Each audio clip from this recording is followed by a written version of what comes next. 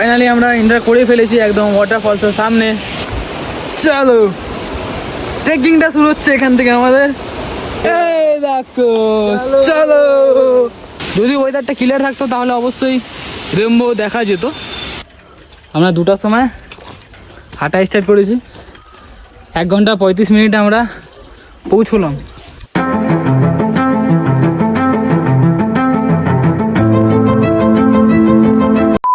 Good morning RS gang, কেম ছো? আশা করছি খুবই ভালো আছো। তো আজকে আমি যাচ্ছি কার্শিয়াং পার্ক করে সোনাডাতে, ওখানে রেইনবো ওয়াটারফলসে যাচ্ছি, ঠিক আছে। আজকের ওয়েদারটা কিন্তু বেশ মেঘলা মেঘলা, বৃষ্টি হয়েছে সারা রাত, কদিন ধরে তো তোমরা জানোই শিলিগুড়িতে প্রচণ্ড বৃষ্টি হচ্ছে। আর জাস্ট ভিউটা দেখো, বৃষ্টি ভেজা পাহাড়, ঠিক আছে। আজকে আমাদের গ্রুপে দুজনই বেরিয়েছি, সঞ্জয় আর আমি। আমাদের মিট আপ করার কথা ছিল 4টের সময়, 3:30টার সময় উঠেছিলাম, কিন্তু ভেবেছিলাম একটু ঘুমিয়ে 4টের সময় উঠে যাবো, ব্যাস। সকালে ঘুম থেকে উঠলাম 5:45, 5:45 সময়। পুরো প্ল্যানটাই গন্ডগোল হয়ে গেল। সঞ্জয় আমার আগে আছে, আমি পেছনে। ওর থেকে এখনও 7-8 কিলোমিটার পিছিয়ে, ও আমার অনেক আগে বেরিয়েছিল, ঠিক আছে। দেখো ভিউটা দেখেছো, নিস্তব্ধ একদম। শুধু বৃষ্টিটা না হলেই হলো, কারণ রেইনকোট তো নিয়ে আসি নাই। গাইজ, আমি ভেবেছিলাম ব্লগটা আর একটু আগে থেকে শুরু করবো, কিন্তু ভাবলাম সঞ্জয় তো এগিয়ে গেছে, সেই জন্য একটু টেনে নিই সাইকেলটা। তো সেই জন্যই শুকনো ফরেস্ট পার করে হনুমানজির মন্দিরটা আমি এগিয়ে চলে এসেছি, তারপরেই ভিডিওটা শুরু করলাম। আর এখান থেকেই আপিল শুরু হয়ে গেছে। গাইজ, আমি কিন্তু এখন রংডঙের রাস্তায় আছি। সঞ্জয়কে ধরতে আমার অনেক টাইম লাগবে, কারণ আমার থেকে অনেকটা দূর এগিয়ে গিয়েছে। চলো আজ তোমাদের রেইনবো ওয়াটারফলসের ভিউটা দেখাবই, তার সাথে এই পাহাড়গুলোর ভিউগুলো। এই দেখো, মেঘগুলো পুরো লেগে আছে পাহাড়ের সাথে।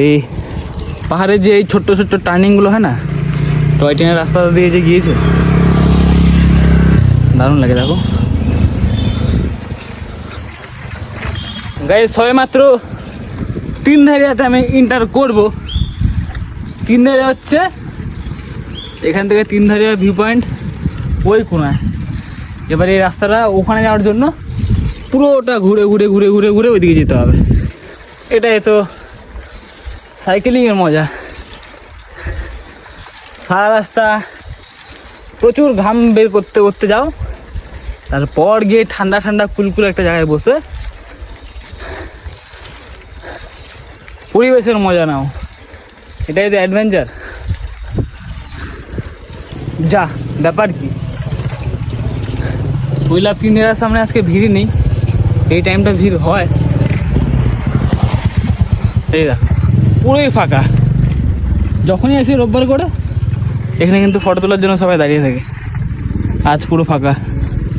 গাইজ, আমি এখন সেই গিদ্দা পাহাড়ের শর্টকাটটা নিচ্ছি। সঞ্জয় আমার জন্য ওয়েট করছে গিদ্দা পাহাড়ে। এখন হচ্ছে 12 বেজে যাবে। পুরো রাস্তা চালিয়ে চালিয়ে নিয়ে আসলাম, এবার যে হেঁটে হেঁটে উঠবো তাও অবস্থা খারাপ হয়ে যাবে, ঠিক আছে। পুরো খাড়া খাড়া রাস্তা তো। গিদ্দা পাহাড়ের শর্টকাটটা হচ্ছে প্রচণ্ড খাড়া। যেমন এই টার্নিংটা দেখো, পুরোটা খাড়া, অবস্থা এখন ফেটে যায়। আর একদম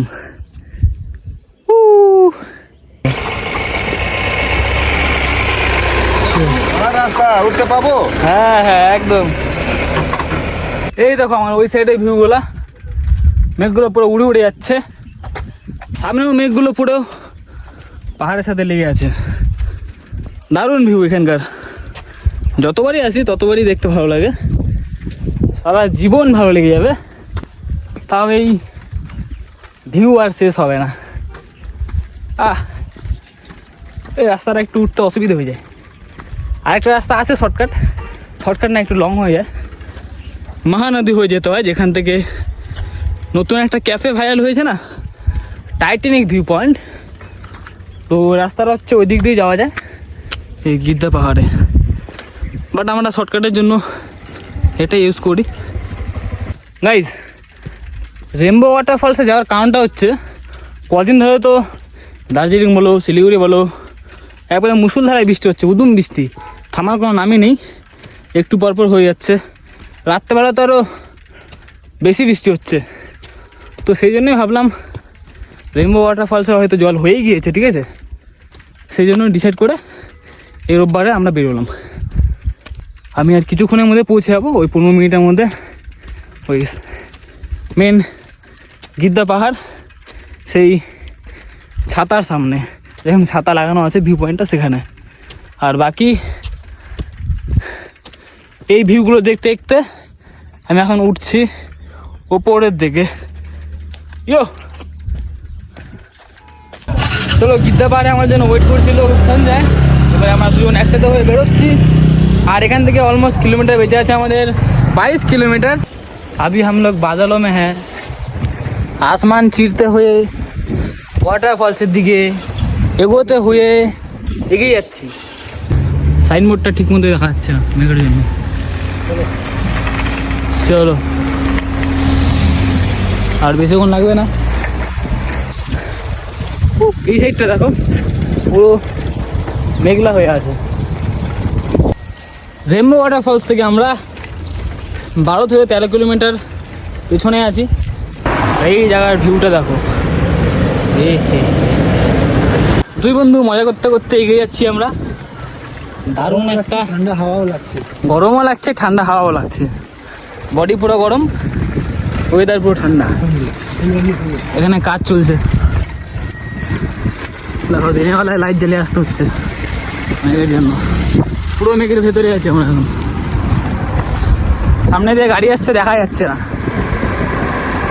গাড়ি সোনাডা স্টেশন পার করার পরে মাত্র 1 কিলোমিটার চলে আসবে বাজারটা পার করে, ঠিক আছে, সোনাডা বাজারটা পার করে।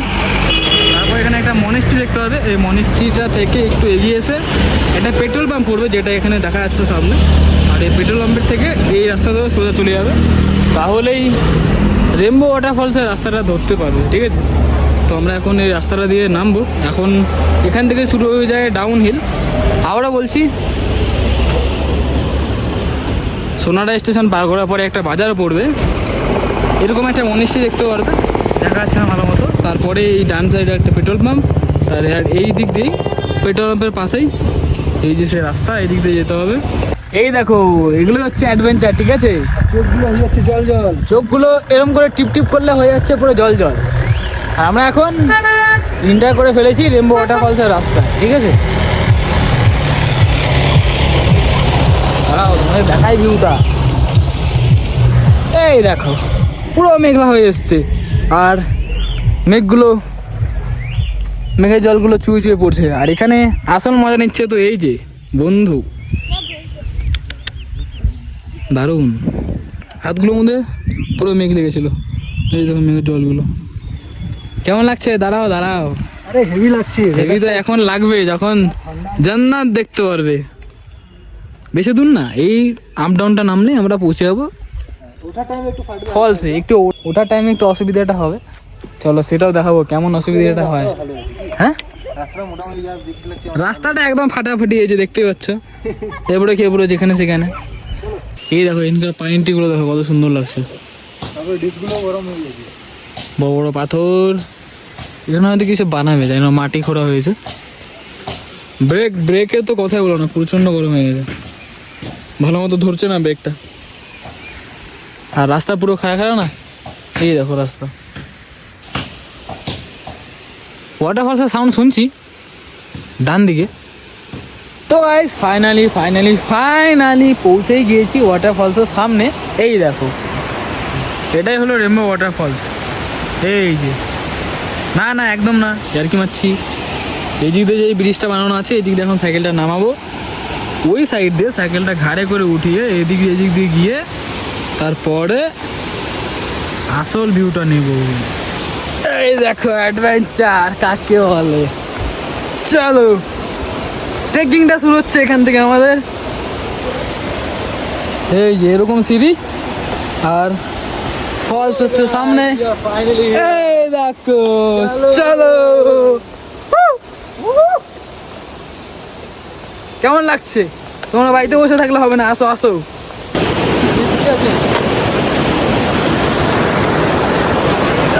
ফাইনালি আমরা এন্টার করে ফেলেছি একদম ওয়াটারফলসের সামনে। এই দেখো জল কিন্তু হয়ে গিয়েছে, তোমরা অবশ্যই আসতে পারো। আমরা ভেবেছিলাম সেরকম একটা জল হবে না, তাও আইডিয়া করে এসেছিলাম যে কোনো রকমে তাও মোটামুটি একটা জল হবে, কিন্তু বেশ ভালোই জল আছে। হ্যাঁ, এই জল কিন্তু পুরো কাঁপিয়ে দিবে যদি স্নান করো। আমাদের নর্থ বেঙ্গলের হাইয়েস্ট ওয়াটারফলস, রেনবো ওয়াটারফলস। যদি ওয়েদারটা ক্লিয়ার থাকতো তাহলে অবশ্যই রেনবো দেখা যেত। দেখো কেমন লাগছে অবশ্যই কমেন্টে জানাও, আর অবশ্যই তোমরা চলে আসো। আমি লোকেশনটা ভালো মতো শেয়ার করেছি লং ব্লগেও, শর্ট ব্লগেও। এই দেখো বেশ, এটা উচ্চতা অনেক আছে।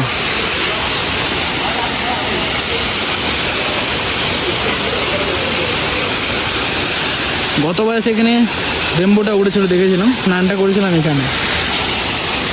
চলো কটা ফটো ক্লিক করতে হবে। কেমন লাগছে ভাই? একদম দুর্দান্ত। এটা দেখো, দুর্দান্ত। এই দেখো, এটা দেখো, দেখো রোদ বেরোয়নি বলে no rainbow, only waterfall. Rainbow waterfall নাম দিয়েছে ঠিকই, কিন্তু না, রোদ্দুর যখন ওঠে এখানে কিন্তু রেনবো দেখা যায় সত্যি। যার ভাগ্য হলো সে অবশ্যই দেখে নেবে। আমরা দেখেছিলাম একবার এসে। এই দেখো পুরো ফেমে চলে এসছে। আসো, ফেমে এসে না, এই তো পুরো স্মৃতি থেকে যাবে এগুলো, ঠিক আছে একদম। চলো আমার সাথে একটা হ্যাঁ হ্যাঁ, তোমরা যদি ভাবো খালি রেনবো ওয়াটারফল দেখতে আসছো, এটা নয় কিন্তু, এখানেও একটা মিনি ওয়াটারফলসও আছে। এই দেখো, ঠিক আছে, এটাও ভালো লাগছে দেখতে। ওখানে একটা ব্রিজ বানানো আছে, অবশ্যই তোমরা আরামসে নিশ্চিন্তে ট্রেকিং করে আসতে পারো। ব্রিজটা বেশ এটা লক করে দিন। ভালো আছে। এই দেখো ক্যামেরা সেট চলছে এখানে, ভিডিওটা করবে ট্রাইপডে লাগিয়ে। এই ভিউটার সাথে ব্যাপারটা করবে না তো? ক্যামেরাটা করবে। শিলিগুড়ি থেকে কিন্তু বেশি কিলোমিটার নয় রেনবো ওয়াটারফলস, অলমোস্ট 54 কিলোমিটার হবে, 54 থেকে 52। তোমরা ওই 2 থেকে 2.5 ঘন্টার মধ্যে আরামসে পৌঁছে যাবে নিশ্চিন্তে। এখানে জলের ছিটাগুলো পড়ছে না, পুরো হাওয়া বয়ে বয়ে যাচ্ছে এখান থেকে স স করে।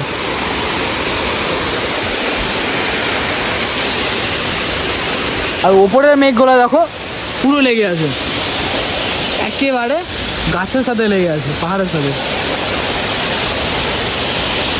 চারিদিকে ঘন মেঘে ঢাকা, সামনে ওয়াটারফলস, আর আমরা bye bye. Bye bye rainbow waterfalls. দেখা হবে নেক্সট টাইম। যেতে তো হবেই, চলো আবার দেখা হবে যদি ইচ্ছে হয় গ্রুপ মিলে আসার, ঠিক আছে। এখন এই ঘাড়ে করে উঠিয়ে নিয়ে যেতে হবে। এই দেখো নিয়ে যাচ্ছি, দেখেছো। ট্রাভেলিংয়ের মজা নেওয়া শেষ, এবার মজার ডবল খাটনি শুরু হয়ে গেল।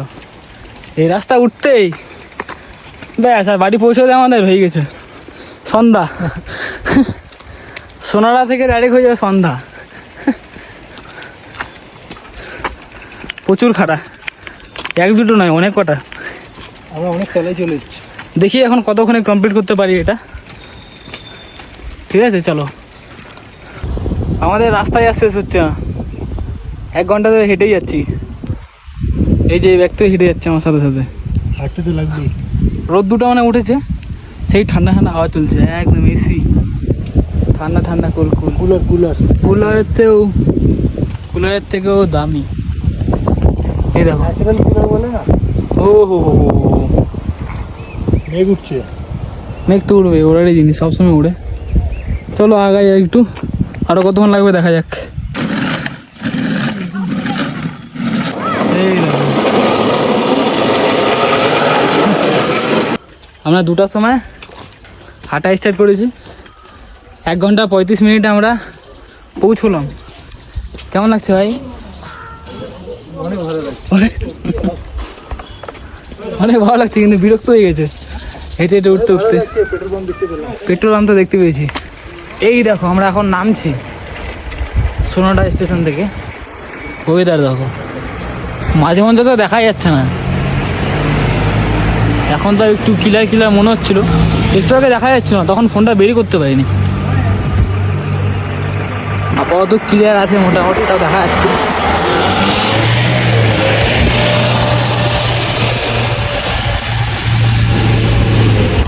তো গাইস টেকনোলজি। আবার নতুন একটা লোকেশন নিয়ে আসছি, চলো টাটা, থ্যাংক ইউ।